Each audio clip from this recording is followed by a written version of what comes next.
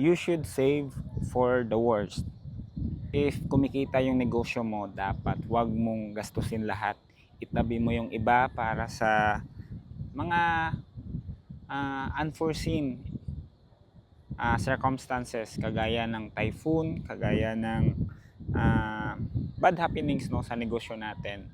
And kailangan talaga natin na meron tayong pang emergency fund dyan. So kaya if kumikita yung negosyo mo ngayon, wag mong gastusin sa mga luho mo, sa mga kung ano mang gusto mo sa buhay. Bakasyon, kailangan pinag-iisipan talaga yan.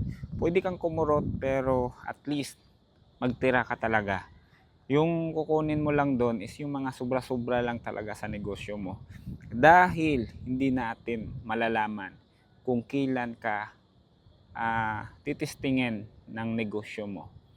Meron talagang time na susubukin ka talaga ng tadhana. And if wala kang extra funds, wala kang emergency funds, doon tayo nagkakaproblema.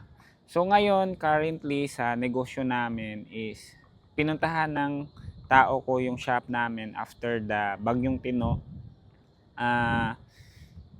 Merong mga nabasang item, merong mga lumubog, no? Merong mga nabasa talaga, and kailangan pa namin yung i-check kung magagamit pa ba or hindi na. And then sa dalawang branch namin walang kuryente, and then sa office namin, sa corporate office namin, wala ding kuryente. So I don't know kung makakapag trabaho ba kami tomorrow, but then so far so good naman.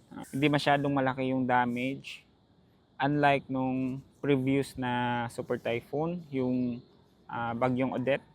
Though meron ako isang tao no na heavily affected talaga sila dahil nandun sila sa areas na medyo sobrang lakas talaga ng tubig doon, and then binaha lahat ng bahay daw nandun sa kanila.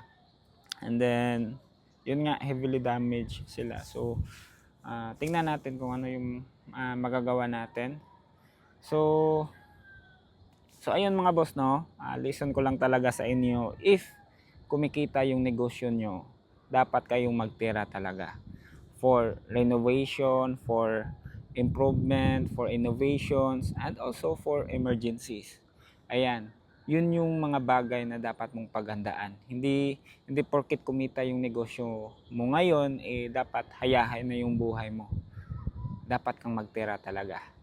So, ayan lang mga boss, no? See you on my next vlog. Bye-bye!